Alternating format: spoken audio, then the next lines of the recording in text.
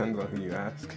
There's some people who tell you oil is the greatest thing that ever happened to Nigeria, and there are other people who will tell you it's the worst thing that ever happened. There's so many more issues and so many more levels to the conflict that are not discussed, that if it's going to be resolved, need to kind of be laid out on the table. And those go back into Nigeria's history as a, as a nation, like the way the country was constructed, the way the federal government was set up.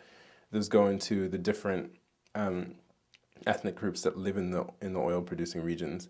It goes into the interaction of the different ethnic groups in the country in general, like whether, like who has power, who doesn't have power, how resources are shared amongst the states. It goes into the structure of the federal government and how money is allocated and spent.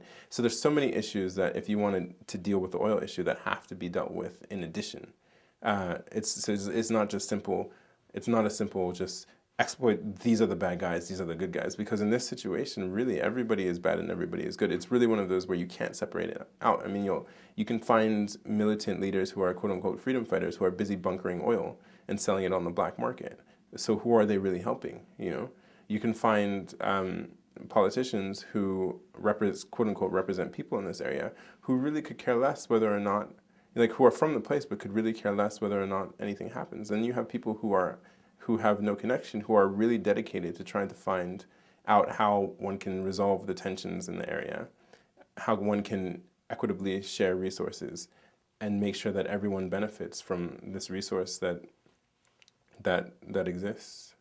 So, I mean, the thing is, the history of oil in Nigeria is really crazy and really interesting if one reads about it and one sort of studies it. But I mean, I've done a bit of reading about it, and just sitting and talking to people about what's going on in the Niger Delta, you get like if you're there in Nigeria and you ask, you get multiple perspectives from, these people are freedom fighters, they're fighting for, like they're the ones who are going to reform Nigeria, to is just a bunch of crooks, to, I mean, there's so many different perspectives that, again, the telling of that story, it's telling of that story and making sure that you get these perspectives and making sure you get that these different voices, that will, I think, again, go a long way to helping people start to create a plan to resolve that situation.